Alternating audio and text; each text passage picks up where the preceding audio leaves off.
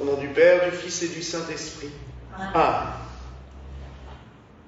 Mes frères et sœurs, nous sommes aujourd'hui bien loin du geste d'amour de Béthanie que nous avons célébré hier soir avec Marie-Madeleine, oignant les pieds du Christ. Aujourd'hui, le Christ est confronté à cette réalité, un ami, un de ses disciples, un de ses plus proches, va le livrer. On a beaucoup parlé sur Judas. Est-ce que il l'a fait sciemment? Est-ce qu'il a été poussé par une force démoniaque, puisqu'on nous dit que Satan est entré en lui, mais sachant que ça faisait quand même 3-4 jours qu'il avait été voir les prêtres du temple en leur disant « Si vous me donnez des sous, je vous le livre ». Pourquoi a-t-il fait cela? Il est l'un des plus proches du Christ. A-t-il été déçu? S'attendait-il à ce que Jésus soit ce Messie que les Hébreux attendaient, chevauchant un grand destrier avec une armée tout autour de lui, qui allait chasser les Romains, chasser Hérode, chasser tout, ces fantoches qui dirigent le pays à l'époque? Peut-être. Pourtant, il a vu les miracles. Il a vu la résurrection de Lazare. Il a vu tous ces malades guéris. Il a vu la multiplication des pains. Et ça ne lui suffit pas. Il va quand même vendre Jésus pour quelques deniers. On ne saura jamais ce qui s'est passé dans sa tête. Certains ont voulu, au 5e, 6e siècle, en pondant un écrit apocryphe qu'on a appelé l'évangile de Judas, mais dont on sait qu'il a été cousu de toutes pièces, rentrer dans sa tête. Quel est l'intérêt? Aucun.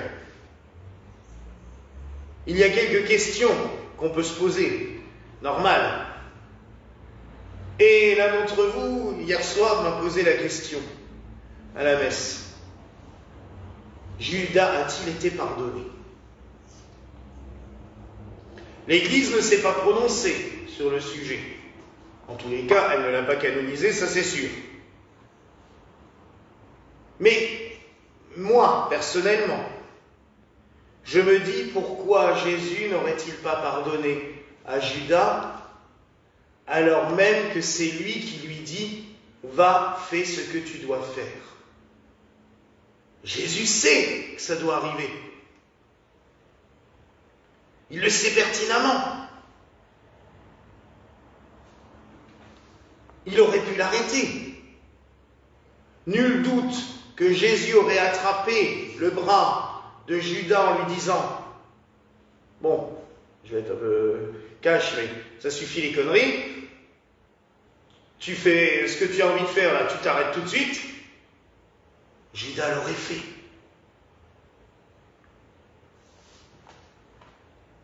Mais non, il lui dit « Va, fais ce que tu dois faire. » Parce que Judas est un des instruments de l'œuvre du salut. Il faut que Jésus soit arrêté. Il faut que Jésus soit livré. Vous remarquerez d'ailleurs, parce que c'est vrai que dans la traduction, quand on dit dans la messe, l'agneau il fut trahi, Jésus, c'est pas de la trahison. Judas le livre aux mains des bourreaux. Il le livre comme Jérémie nous dit dans ses lamentations, ce petit extrait des lamentations, « J'étais comme un agneau docile et qu'on emmène à l'abattoir. » Jésus est emmené à l'abattoir. L'agneau doit être immolé. Et Judas fait partie de ce drame qui se noue. Et comme dans toute histoire, dans tout film, dans toute pièce de théâtre que l'on voit, il faut bien toujours un méchant. Sinon, le film est totalement insipide s'il n'y a pas quelqu'un qui est là pour se mettre un peu la zizanie. Et Judas, il fait partie de ceux. On a besoin, je dirais, de lui. Et hier soir, Catherine me faisait une très bonne réflexion aussi. Elle disait, mais de toute façon, s'il n'y avait pas eu lui, il y en aurait eu un autre de Judas. Et j'ai trouvé ça d'une logique implacable. Il fallait bien que quelqu'un livre Jésus. On me dirait, ils auraient pu le trouver facilement. Il ne se cachait pas de trop. Il était toujours au temple, il était toujours là. On le voyait. Généralement, un bonhomme qui se déplace avec environ 600 à 700 personnes qui lui courent derrière à longueur de temps, bon, on le repère. Mais il fallait aussi que quelqu'un soit là pour le livrer. Ça veut dire tout simplement que Jésus s'est fait tellement humble que comme l'agneau que l'on doit conduire à l'abattoir, il s'est laissé conduire à la mort.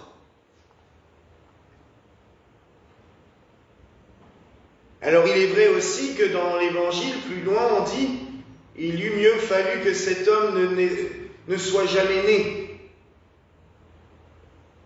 Est-ce quelque chose de canonique que nous a dit l'évangéliste ou est-ce sa pensée personnelle? Il se peut très bien que celui qui a écrit ça se soit dit « Oui, franchement, on aurait pu s'en passer de Judas, c'est sûr ». Judas a eu conscience de sa faute, puisqu'il a voulu rendre l'argent au grand prêtre du temple et qu'il est allé se pendre. D'ailleurs, ceux qui sont présents ici, je vous inviterai après la messe à chercher le pendu, parce qu'il est dans la crèche aussi, de la Passion. Il est pendu dans un coin.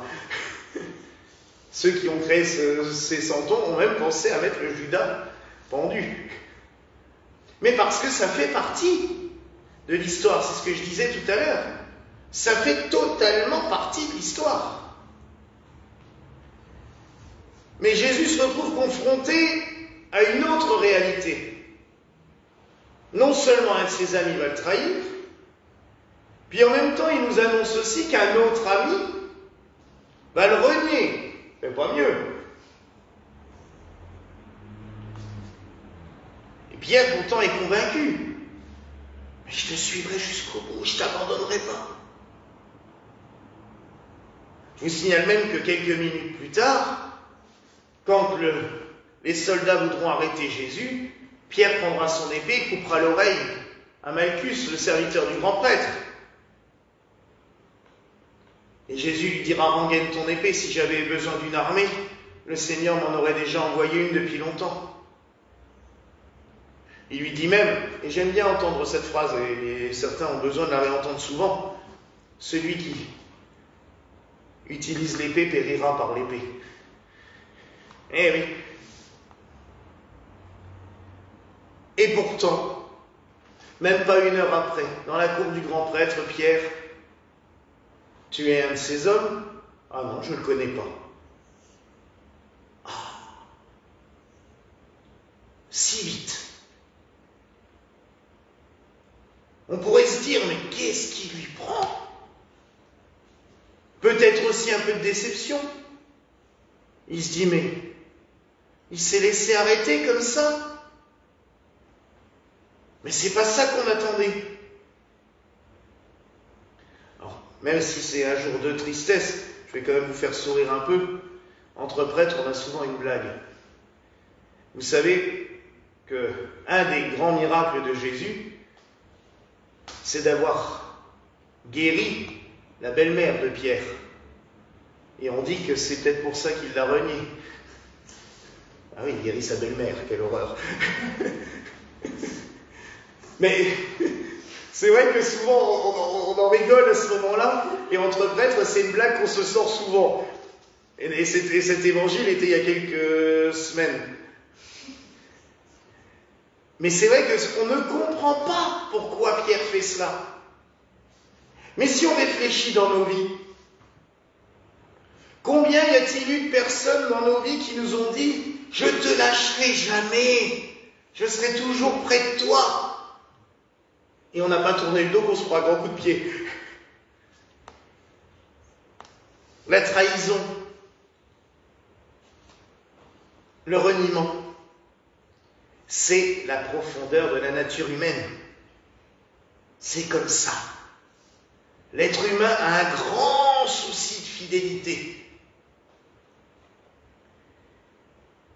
Et j'irai même plus loin. Plus on est proche de quelqu'un, plus on lui doit quelque chose,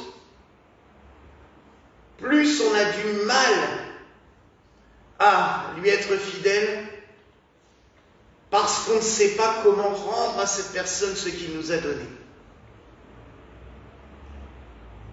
Michel Audiard disait ces paroles dans... Oui, j'ai des citations des fois.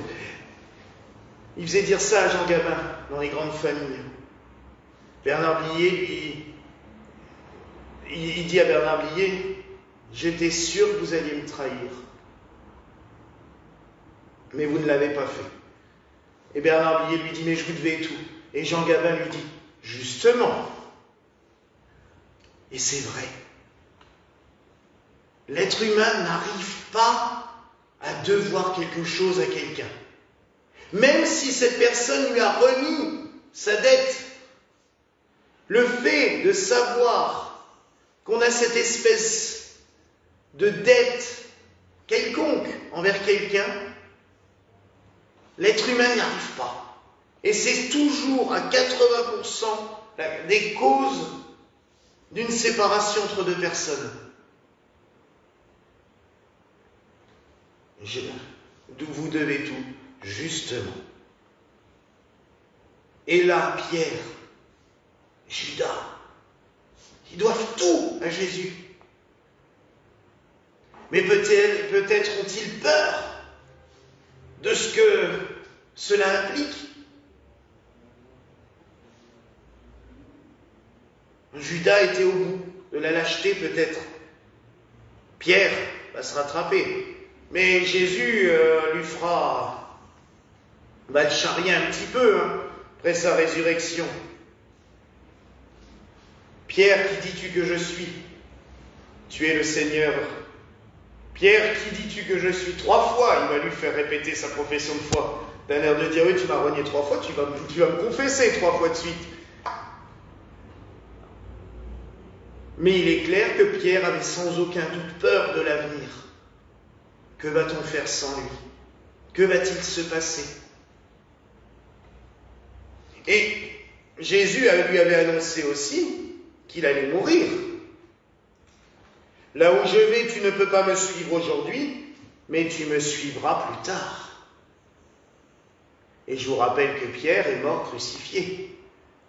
Bien plus tard, mais il est mort crucifié à l'envers, parce qu'il a estimé qu'il n'était pas digne d'être crucifié comme son Seigneur.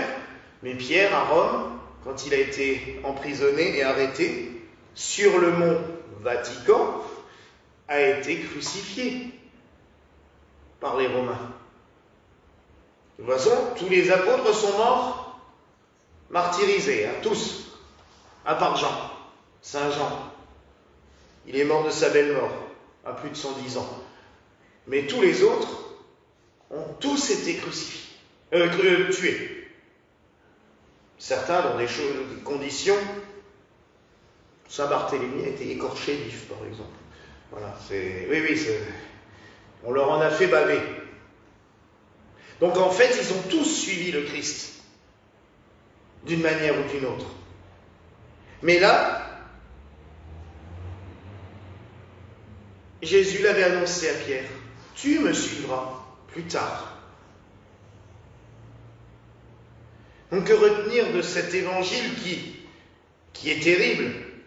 Parce que si on se met dans la peau de Jésus, c'est se rendre compte qu'en fait, tout ça est si fragile.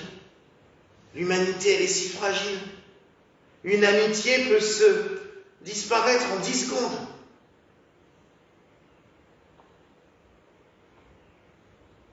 Là, on entre avec Jésus dans sa pleine humanité. Sa divinité lui fait prévoir les choses. Mais dans son humanité, son cœur a dû être détruit de savoir que ses plus proches sont en train de le lâcher. Et cet évangile nous a été relaté par Jean. Jean qui dit de lui-même, l'un de ses disciples, celui que Jésus aimait, a appuyé sa tête contre sa poitrine. Et je vous le dis souvent quand on parle de Saint Jean. Jean a écouté les battements du cœur de Dieu, du cœur divin. Il était penché sur la poitrine de Jésus. Vous imaginez les secousses du cœur de Jésus durant cette scène, en train d'annoncer qu'il va être trahi, qu'il va être renié. Mais c'est horrible. Et là, les paroles de Jérémie dans les Lamentations ont anticipé magnifiquement les souffrances du Christ. Et on ressent au plus profond de nous-mêmes ce qu'il a dû souffrir, pas seulement physiquement, mais moralement, psychologiquement, de voir tout ce qu'il a construit en train de disparaître. Alors oui, mes frères et sœurs, encore une fois, unissons-nous à lui. Ressentons avec lui toutes ces émotions. Pas par un dolorisme inutile, je vous le répéterai toujours, mais tout simplement pour vivre en communion avec lui. Et comme nous dit saint Paul, si nous mourrons avec lui nous vivrons. Si nous souffrons avec lui nous régnerons. Vivre la passion avec le Christ durant cette semaine, c'est goûter à la joie de sa résurrection dans la nuit de Pâques. Alors oui, mes frères et sœurs, unissons-nous toujours plus à notre Seigneur Jésus-Christ. Voilà la grâce que je nous souhaite au nom du Père, du Fils et du Saint-Esprit. Amen.